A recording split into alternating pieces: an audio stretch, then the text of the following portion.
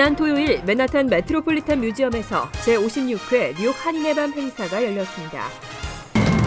오늘 뉴저지 지역 한인단체들은 북한의 핵실험을 강력하게 규탄하는 성명을 발표했습니다.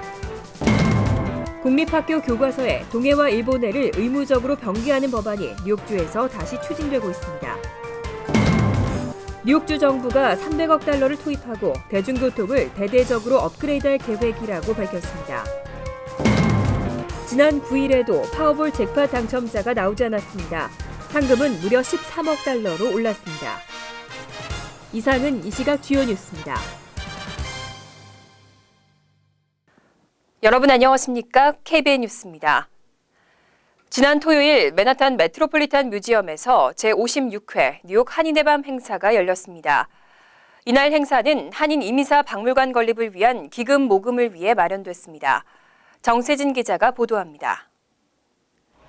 지난 9일 메트로폴리탄 뮤지엄에서 이것이 우리의 미래라는 주제로 열린 뉴욕 한인의 밤.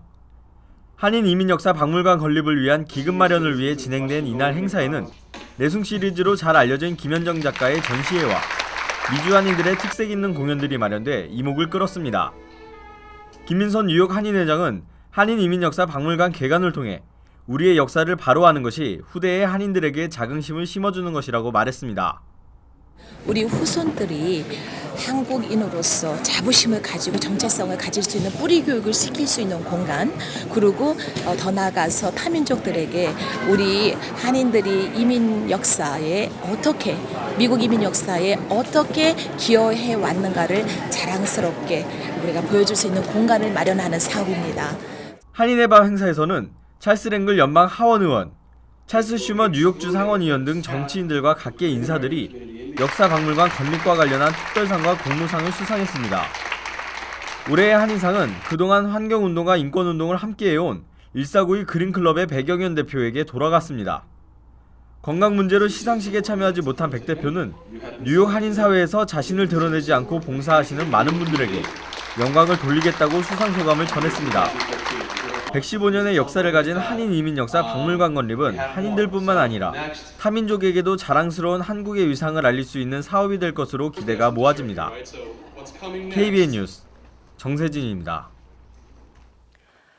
북한의 핵실험을 비판하는 목소리가 끊이지 않고 있습니다. 오늘 뉴저지 지역 한인단체들은 지난 6일 북한의 핵실험을 강력하게 규탄하는 성명을 발표했습니다. 오늘 오전 뉴저지 한인회에서 뉴저지 한인회회, 평통, 재앙군인회 등 7개 한인단체들은 함께 발표한 성명서에서 북한이 유엔 안보리의 규정대로 모든 핵무기를 폐기할 것을 요구했습니다. 또 한국과 미국이 유엔을 중심으로 한 국제사회와 긴밀히 협력하여 북한 독재 정권이 핵실험에 상응하는 대가를 치르도록 할 것을 촉구했습니다. 이런 경우에도 국제사회가 북한의 불법적 핵 보유를 결코 용인하지 않으리라는 점을 분명히 인식하고 유엔 안보리 결의에 규정된 대로 모든 핵무기와 핵 및 탄도미사일 프로그램을 완전하고 검증 가능하며 불가역적인 방법으로 폐기할 것을 강력히 요구한다. 한편 뉴욕 지역 한인단체들은 내일 오후 3시에 주 뉴욕 북한 대표부 앞에서 북한의 핵실험을 규탄하는 대규모 시위를 개최할 계획입니다. 뉴욕주 공립학교 교과서에 동해와 일본해를 병기하도록 하는 법안이 다시 추진되고 있습니다. 법안은 지난 2년간 연이어 발의됐지만 하원에서는 본회의에 상정도 되지 못했는데요. 올해는 통과될 수 있을지 관심이 주목되고 있습니다. 에드워드 브라운스타인 뉴욕주 하원 의원이 지난 6일 동해병기 의무화 법안을 재상정한 것으로 알려졌습니다. 법안은 지난해 발의됐던 법안과 동일한 내용으로 오는 2017년 7월 1일부터 뉴욕주 공립학교의 교과서에 동해와 일본해를 의무적으로 함께 표기한다는 내용을 담고 있습니다. 공동 발의자로 뉴욕주 하원 의원 3명이 나섰고 멀티 스폰서로 뉴욕주 하원 의원 4명이 이름을 올렸습니다.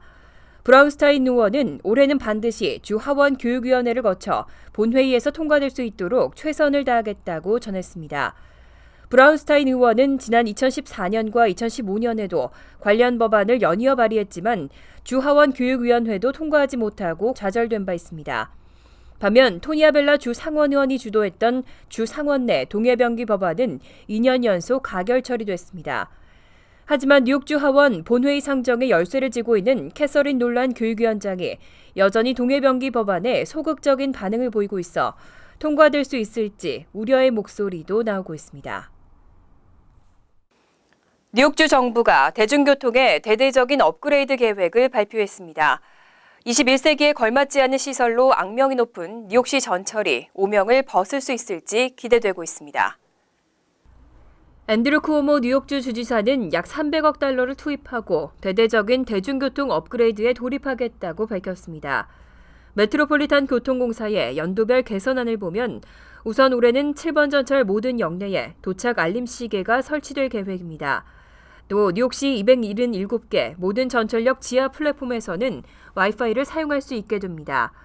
내년까지는 277개 전철역 지하 플랫폼에서 휴대폰 통화가 가능하게 되고 메트로카드는 디지털 페이 방식으로 변경됩니다.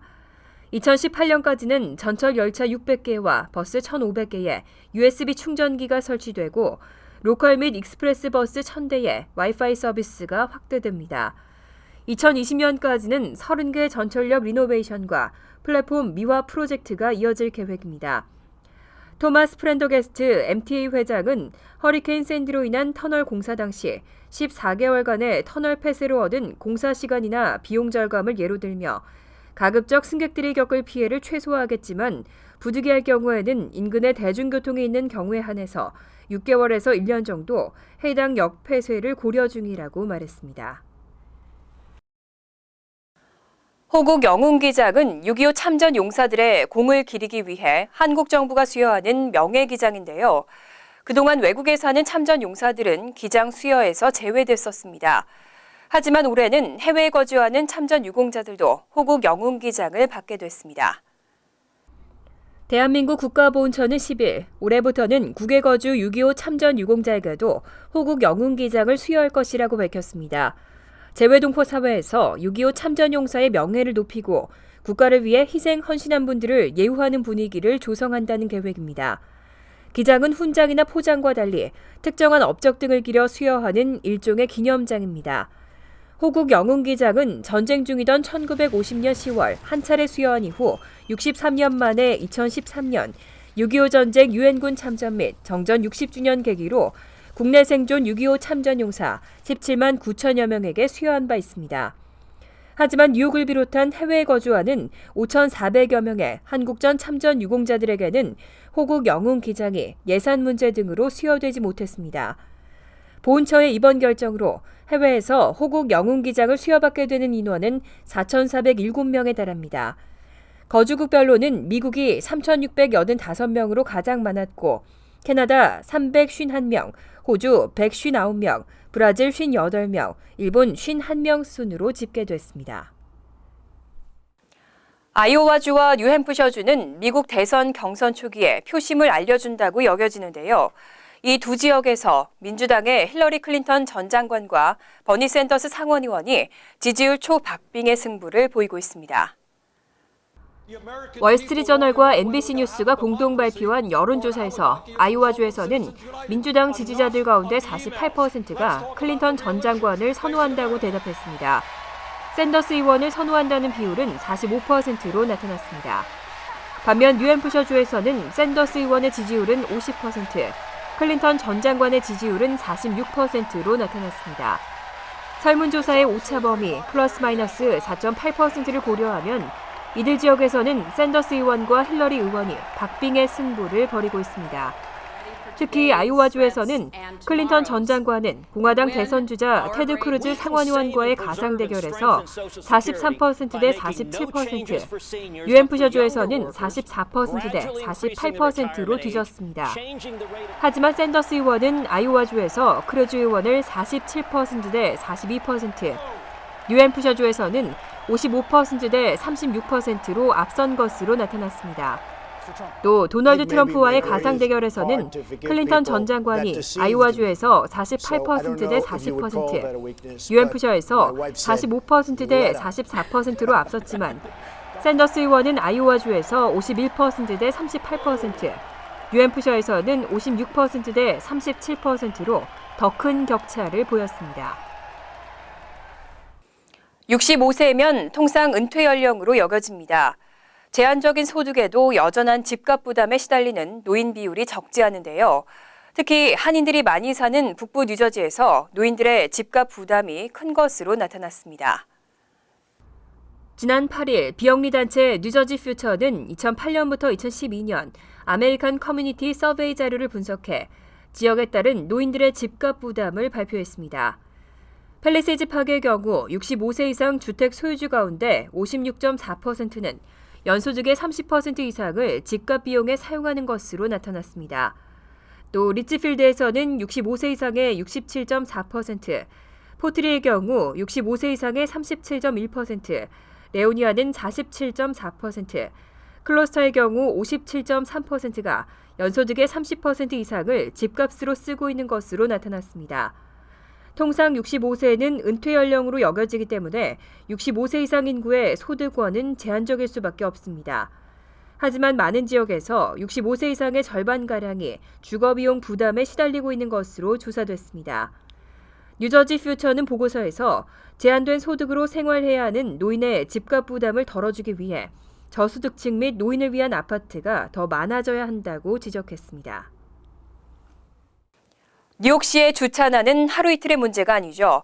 지난 2014년 8월부터 1년 동안 플러싱 라과디아 지역에서는 총 25만 장이 넘는 주차 위반 티켓이 발부됐습니다. 뉴욕시 전체에서는 무려 1,000만 장 이상의 티켓이 발부됐습니다. 임대아파트 정보 제공 업체인 렌트홉이 발표한 보고서에 따르면 2014년 8월부터 2015년 7월까지 플러싱 라과디아 지역에서는 총 25만 1,972장의 티켓이 발부됐습니다. 뉴욕시에서 8번째로 많은 수치입니다. 시 전체로는 1,000만 장 이상의 주차 위반 티켓이 발부됐습니다. 지역별로 맨하튼 어퍼이스트 사이드 지역이 59만 8,351장으로 가장 많았고 미드타운 놀스 42만 7,510장, 타임스퀘어 40만 9,064장 등이었습니다. 위반 티켓 발부 건수가 가장 많은 지역 10곳 가운데 7곳은 맨하튼으로 나타났습니다. 한편 퀸즈에서는 아스토리아, 스타인웨이 지역이 32만 963장으로 최다를 기록했고 플러싱 라과디아가 뒤를 이었습니다. 플러싱에서 가장 많은 티켓이 발부된 지점은 41에서 60, 메인스트릿이 1,608장으로 집계됐습니다. 요즘 미 전역은 파워볼 로또 광풍으로 떠들썩합니다. 지난 9일에도 당첨자가 나오지 않으면서 잭팟 상금은 무려 13억 달러로 올랐습니다. 다음 추첨일은 13일입니다. 미국 복권 역사상 잭팟 당첨금이 10억 달러를 넘어선 것은 이번이 처음으로 전 세계 복권 역사상 최대의 잭팟 당첨 금액입니다. 하지만 복권을 판매하고 있는 뉴욕, 뉴저지 일대 업소의 당첨 금액 사이는 현재 9억 9,900만 달러에서 멈춰 있습니다. 전국에서 동일하게 사용 중인 당첨 금액 표지판의 표기는 세 자릿수까지만 가능합니다. 지난 9일 추첨에서 파워볼 당첨 번호 조합은 16, 19, 32, 34, 57이었으며 파워볼은 13번이었습니다. 전국에서 25명은 5개의 숫자를 맞추고 각각 100만 달러를 얻게 된 것으로 확인됐습니다. 또 3명은 파워플레이를 통해 200만 달러의 상금을 받게 됐습니다. 전문가들은 숫자를 직접 조합하는 것보다 컴퓨터에 번호 조합을 맡기는 퀵픽을 선택했을 경우 파워볼 잭팟 당첨 확률이 높다고 설명했습니다.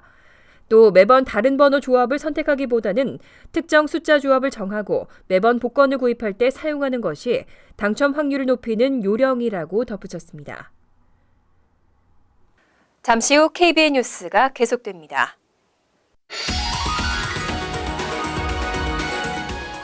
이어서 LA 지역 한인사회 소식입니다.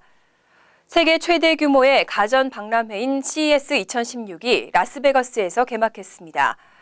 특히 올해는 미래의 스마트 생활을 엿볼 수 있는 첨단 기술들이 대거 등장했습니다. CES 현장을 여준호 기자가 다녀왔습니다. 스마트폰으로 세탁기를 원격 제어하고 냉장고의 화면을 통해 식재료 정보와 스케줄을 확인합니다. 가상현실 기기와 4D 의자가 결합된 새로운 미디어 플랫폼도 관람객들의 눈길을 사로잡습니다. 첨단 혁신 기술의 트렌드를 엿볼 수 있는 CES 2016이 라스베가스에서 열렸습니다. 최신 가전제품과 미래 정보통신 기술에 대한 뜨거운 관심을 반영하듯 전 세계에서 3,600여 개 업체가 참가하고 수만 명의 관람객이 몰렸습니다. 역대 최대 규모로 열린 CES 2016엔 스마트카와 사물 인터넷 등 최첨단 기술들이 탑재된 다양한 제품들이 소개됐습니다. 특히 자동차 업체들이 앞다투어 내놓은 스마트카는 이번 CES에서 관람객들의 가장 큰 이목을 끌었습니다. 스마트폰으로 차량을 제어하고 운전자가 필요 없는 자율주행 기술은 더 이상 영화 속 얘기가 아닌 현실이 되고 있습니다. 부분 자율주행 기술들은 2020년까지 상용화될 예정이고 완전 자율주행 기술은 사회적인 수용이 이루어지는 2030년경에 상용화할 예정입니다. 가전뿐만 아니라 자동차까지 연계된 사물 인터넷의 적용은 더욱 확장된 미래의 스마트 시대를 예고했습니다. 일상을 바꿀 첨단 기술의 등장에 기대에 찬 관람객들의 발길도 끊이지 않았습니다. All of the new inventions, all of the new technology, the autonomous self-driving cars, the new technology for batteries for cell phones that get smaller, everything's getting smaller. And now what we're trying to do is we're trying to look at the automobiles and all the technology associated with the automobiles. So. CES에 등장한 첨단 기술은 상상 속의 세계를 현실로 구현하며 조만간 실생활의 많은 모습을 바꿀 것으로 전망됩니다. MBC 뉴스 여준호입니다. 월드리포트입니다. 유가 하락으로 루블화 가치가 사상 최저로 떨어지고 러시아의 경제는 갈수록 악화되고 있습니다. 그런데도 푸틴 대통령의 인기는 여전히 뜨겁습니다. 새해 선물로 푸틴의 사진이 들어간 티셔츠와 달력이 큰 인기를 끌고 있습니다. 빨간 스웨터를 입은 푸틴, 군복을 입은 푸틴, 곰과 포즈를 취한 푸틴. 모스크바에서는 요즘 다양한 푸틴의 사진이 박힌 티셔츠가 불티나게 팔립니다. 그중에서도 새해 선물로 가장 인기 있는 건 선글라스를 낀 푸틴이 그려진 티셔츠. They sell really well. Mainly tourists buy them, but our compatriots buy them as well. They love Putin. 푸틴 사진이 월별로 실린 달력 또한 인기입니다. 푸틴이 백마와 함께 찍은 사진을 시작으로 꽃향기를 맡는 부드러운 모습과 남성미가 물씬 풍기는 운동하는 모습까지 다양한 분위기의 사진이 실렸습니다. 모스크바의 최고급 백화점은 푸틴에게 영감을 받았다는 남성용 향수를 선보였습니다. Ассоциация с лидером у большинства людей именно с президентом ассоциируется слово лидер. И для нас также, собственно, когда стал вопрос создания аромата. 향수병에 푸틴의 옆모습을 새긴 이 제품은 푸틴처럼 강하면서도 부드러운 향을 담았다고 자랑합니다. 인기가 과하다 못해 최근 인터넷에는 푸틴을 신격화한 황당 괴담까지 돌고 있습니다. 푸틴과 닮은 1920년과 1941년에 찍힌 러시아 병사의 사진을 두고 그가 영원히 죽지 않는 뱀파이어란 겁니다. 한 발 더 나아가 모나리자의 실제 모델이 푸틴이라는 소문까지 있습니다. Maybe there's a conspiracy behind the conspiracy, because the conspiracy behind the conspiracy was just to further the mystique of Putin. 실제 찬양 일색의 푸틴 달력과 어록집 등의 제작 비용을 정부에서 지원했다는 설도 있고 90%에 달하는 지지율은 조작됐다는 주장도 나옵니다. 하지만 경제적 어려움 속에서도 서방과의 대립각을 굽히지 않으며 지지층을 결집해 나가는 푸틴의 전략은 적어도 러시아 내에선 견고해 보입니다. 간추린 소식입니다. 지난 7일 오후 11시 40분께 필라델피아의 한 경찰관이 웨스트 필라델피아 시내 한 교차로에서 무장괴한으로부터 총격을 당했습니다. 무장괴한은 매복한 상태에서 갑자기 나타나 이슬람의 이름으로라고 외치며 차량 안에 있던 제스아넷 경찰관을 향해 13차례나 총을 쐈습니다. AP통신은 용의자가 IS에 충성한 사실을 경찰에 자백했다고 보도했습니다. 용의자는 총격 후 도주하려 했지만 하넷 경관이 총을 쐈고 이후 출동한 다른 경찰관에 의해 체포됐습니다. 비영리기관의 기부금 신고제가 철회됩니다. 기부금 신고제는 기부금 허위공제를 막고 탈세를 막기 위해 실시되고 있지만 여론 수렴 결과 불필요한 방안이며 민감한 정보가 악용될 수 있다는 우려가 제기됐습니다. 규정안이 연방관보에 게재된 후 여론 수렴 기간 동안 대부분 강경한 반대 입장을 담은 3만 8천 개의 의견이 접수됐고 215개 비영리 기관에서 사회 보장 번호를 제공할 수 없다고 밝히는 등 논란을 일으켰습니다. 뉴욕시 공립학교 한인 여교사가 부당 해고를 이유로 소송을 제기했습니다. 37세 진아이 씨는 맨하튼 어퍼이스트 사이드 하이스쿨 For Arts Imagination and Inquiry에서 인종차별 논란을 일으킨 바 있는 센트럴파크 5 케이스를 학생들에게 가르쳐 수업 중 압력을 받았으며 거부하자 해고당했다고 주장했습니다. 이 씨는 소장에서 학교 측의 해고는 수정헌법 1조와 시와 교사 노조 간의 계약 사항을 위반한 것이라고 강조했습니다. 롱아일랜드 그레인넥에 거주하는 22세 스텔라 Y 이 씨가 지난 7일 이후 자취를 감춰 경찰이 소재를 파악하고 있습니다. 경찰에 따르면 이 씨는 지난 7일 새벽 3시 27분께 집을 나왔습니다. 이후 그의 2012년형 힌다 롱아일랜드 그레인넥에 거주하는 22세 스텔라 Y 이 씨가 지난 7일 이후 자취를 감춰 경찰이 소재를 파악하고 있습니다. 경찰에 따르면 이 씨는 지난 7일 새벽 3시 27분께 집을 나왔습니다.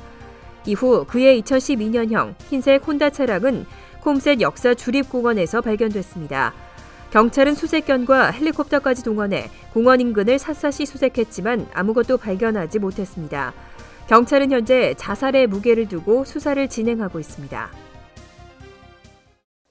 환율과 증권 소식입니다.